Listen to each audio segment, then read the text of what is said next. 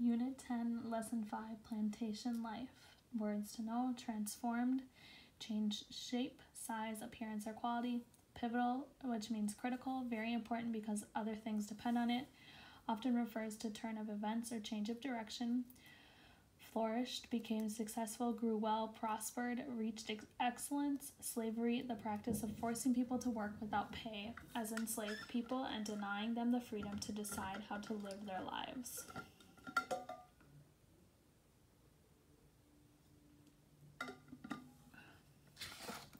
We are going to read Chapter 6 from the reader, Cash Crops, the Carolinas, and Slavery. So page 58 through 60 in your student reader. John Rolfe presenting tobacco to King James. As you heard, John Rolfe is well known for marrying Chief Powhatan's daughter Pocahontas, also known as Mataaca, and for making Jamestown, and therefore Virginia, an important economic center. John Rolfe did this by growing and exporting tobacco and then shipping it out of the area to places that wanted to buy it. You might be thinking, yuck. Tobacco means smoking, and we all know that this is a very unhealthy habit. Even land-greedy King James thought so. He once said that smoking is a custom loathsome to the eye, hateful to the nose, harmful to the brain, dangerous to the lungs. However, because many people still wanted tobacco and were willing to pay for it, tobacco became a huge part of the southern colonies' economy.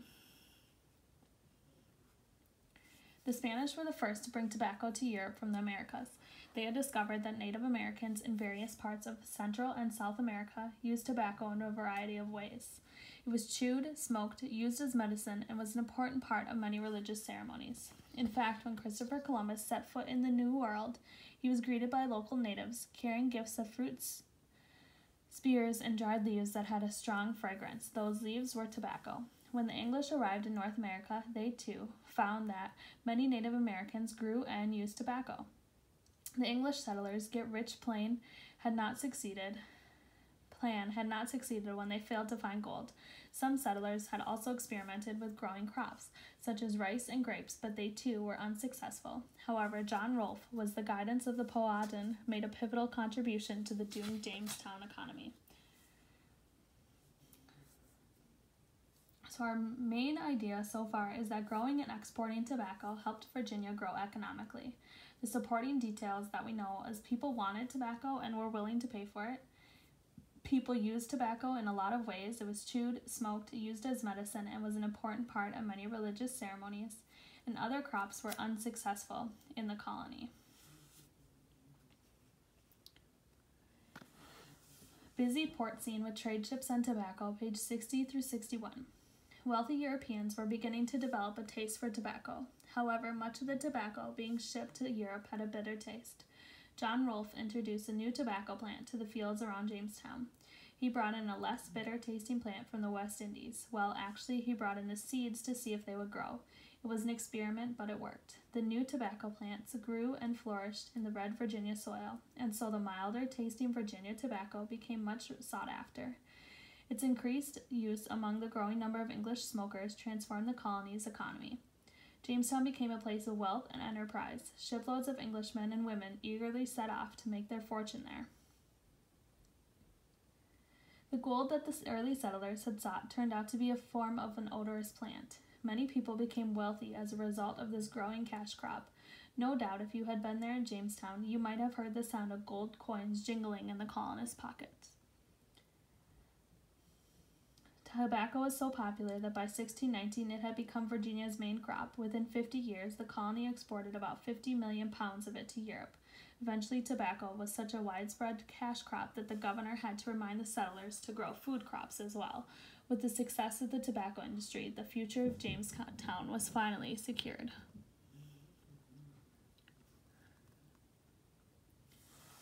Indentured servants working on tobacco plantation, page 60 through 63. However, there was one major drawback to growing tobacco. Back then, a lot of people were needed who were willing to work very, very hard to tend the large plantations, and people like that weren't easy to find.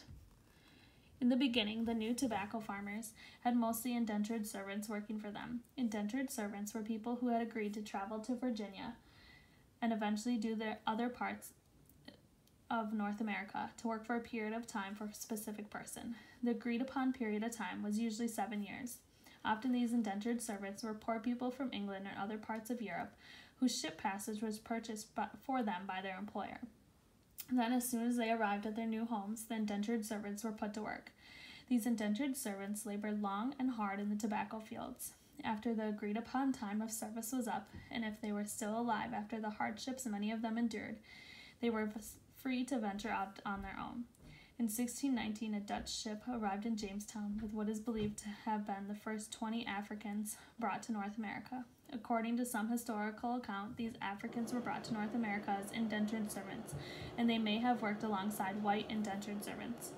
However, as the colony developed and there became a serious shortage of workers, colonists believed that the use of slavery was the most efficient way to manage plantations. Before long, thousands of Africans were brought to the colonies against their will and forced to work.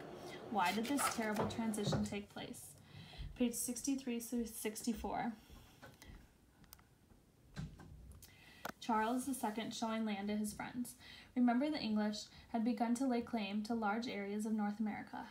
After all, the Spanish were claiming most of Central and South America and even parts of southern North America as their own, and the French had claimed much of northern North America.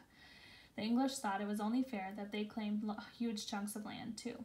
As you recall, England's very first attempt to colonize North America on Roanoke Island off the coast of present-day North Carolina failed and became known as the Lost Colony. But in 1663, Charles II, the son of Charles I and grandson of King James I, decided to try again near the same area. Charles II eagerly gave a charter, or an official document, to 8 of his friends that stated that the land between Virginia and the Spanish colony of Florida now belonged to him, well, to England to be precise. Today this land is North Carolina, South Carolina, and Georgia. Although Georgia was not officially colonized until much later, Charles II also named part of this land after himself. This charter was extended in 1665, and more land was divided up among his friends to manage. Charles II was particularly generous to those who had helped his family when his father, Charles I, was killed. At this time, Charles II had been forced to flee to another country. When Charles II was eventually allowed to return to England and take the throne, he owed a great deal of money to a great many people. His way out of debt was to give them North America, well, parts of it anyway. Having heard how successful Jamestown was, hundreds and then thousands of English flocked to the South and to the Carolinas in particular. In 1670, a busy seaport was established called Charlestown. I'm sure you can guess who Charlestown was named after. Tobacco, rice, and indigo, page 65 through 66. In the beginning, many colonists in the Carolinas established small farms. Before long, large plantations replaced small farms for the purpose of growing cash crops. The top 3 cash crops in this area during this time were rice, tobacco, and indigo. The warm climate and marshy stretches of land with fewer trees in the Carolinas were perfect for growing rice and indigo, whereas tobacco thrived in certain parts of North Carolina with drier land and more trees. The geography and climate of Virginia was not conducive to growing rice and indigo. Tobacco was the only cash crop in Jamestown.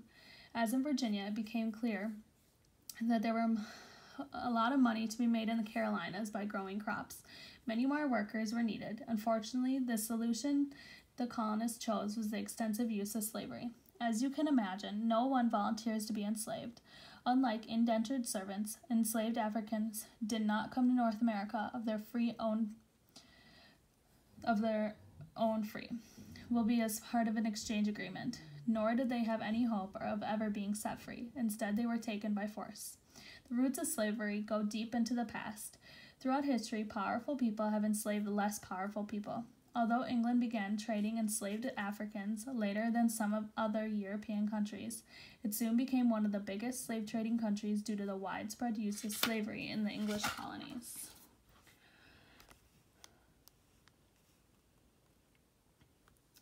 Triangular trade routes, products, and slaves, page 66. For England, the African slave trade was part of a larger trade network among Europe, West Africa, and North America, including the colonies and the West Indies. Some of these trade routes became known as triangular trade routes. If you look at the map, you will see why. Through these triangular trade networks, certain goods were traded for other much-needed items. Enslaved Africans were part of the network too. Captured Africans boarding ship, page 67 through 68. English ships laden with iron products, especially guns, arrived in the West African ports to trade their goods for slaves and gold. Africans who became enslaved had previously lived freely in Africa, but became victims of kidnapping by slave raiders. Many of these raiders were Africans armed with guns supplied by European slave traders. Enslaved Africans were considered to be valuable workers. Captured Africans were loaded onto ships destined for parts of North America. This trade route from the West Africa to North America became known as the Middle Passage. If the West Indies was their final destination, enslaved Africans were exchanged for goods, such as molasses and sugar, that were then transported to the southern colonies. Many others stayed on the ship and were taken to the colonies along with the goods. Although there were enslaved Africans in all parts of the 13 English colonies, most enslaved Africans were sent to the south. This was because most farms in the Middle Atlantic and New England regions were smaller and more easily maintained by families. However, some enslaved Africans in the cities worked in houses and shops as servants or as skilled artisans or craftsmen.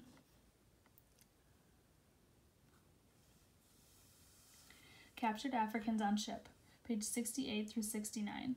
The business of enslaving and shipping captured African men, women, and children was a gruesome or terrible one. Captured Africans were packed like cargo onto ships where there were hardly enough room to move. Many were chained together or to parts of the ship. Very little food and water was provided, and the conditions were extremely unsanitary. There was usually no medical assistance for those who became sick. The journey itself could take 6 to 10 weeks to complete. The Africans had no idea where they were going or if they would survive the journey. Although enslaved Africans were valued for their labor, the traders believed that there was an endless supply of these workers. Therefore, if some died along the way, the traders thought that they could easily be replaced. Many captured Africans died before they even reached the Americas.